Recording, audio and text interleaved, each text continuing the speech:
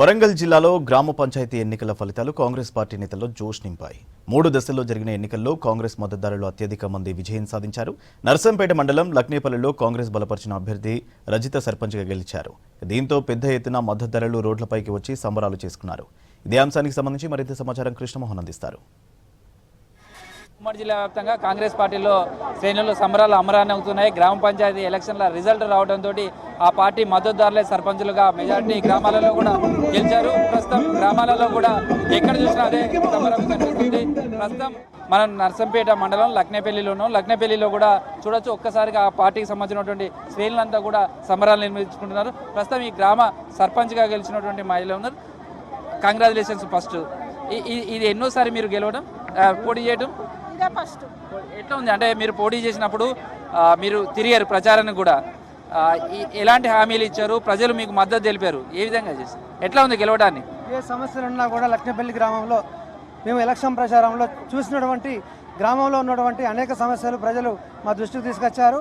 మేము ఎన్నికల హామీలో భాగంగా వారి సమస్యల పరిష్కారం కృషి చేస్తామని హామీ ఇవ్వడం జరిగింది.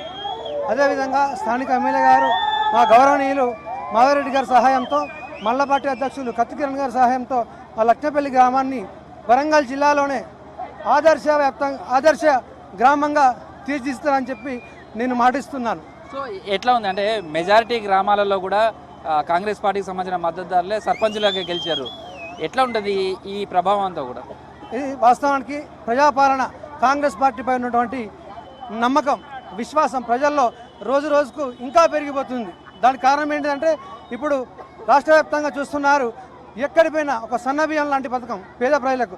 అదేవిధంగా ఇప్పుడు ఉన్నటువంటి ఆరోగ్యశ్రీ కానీ, ఉచిత విద్యుత్ కానీ, ఉచిత ఆర్టీసీ బస్ సౌకర్యం కానీ, అదేవిధంగా రైతు బంధు, రైతు బీమా, రైతు రుణమాఫీ ఇలాంటి పథకాలు గ్రామాన ప్రజల్లో, మధ్యతరగతి ప్రజల్లో ఇమిడిపోవడం వల్ల రోజు రోజు ఇంకా కాంగ్రెస్ పార్టీని ప్రజలు ఆరాధిస్తున్నారు. సో మొత్తంగా మీ గ్రామం నుంచి మీకు ఓట్లేసి మిమ్మల్ని గెలిపించారు, సర్పంచ్గా ప్రజాప్రతినిధిగా నిలబెడుతున్నారు.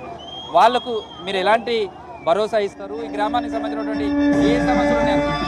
మా లక్నేపల్లి గ్రామంలో ఇంత పెద్ద ఎత్తున దాదాపు 650 ఓట్ల మెజార్టీని ఇచ్చినటువంటి నా లక్నేపల్లి గ్రామ ప్రజలకు నేను నా జీవిత కాలంలో ఎప్పటికీ రుణపడి ఉంటాను.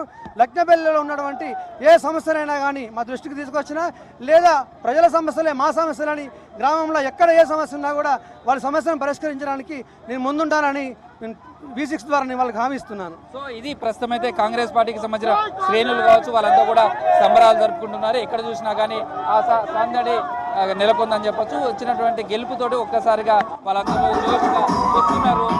ప్రస్తుతం గ్రామ పంచాయతీలు అయితే అన్ని చోట్ల కూడా ఇదే విధమైనటువంటి కాంగ్రెస్ పార్టీకి సంబంధించినటువంటి సంబరాలన్నీ కూడా కొనసాగుతున్నాయి. వీడియో జర్నలిస్ట్ రాజుతో కృష్ణమోహన్, V6 న్యూస్, వరంగల్.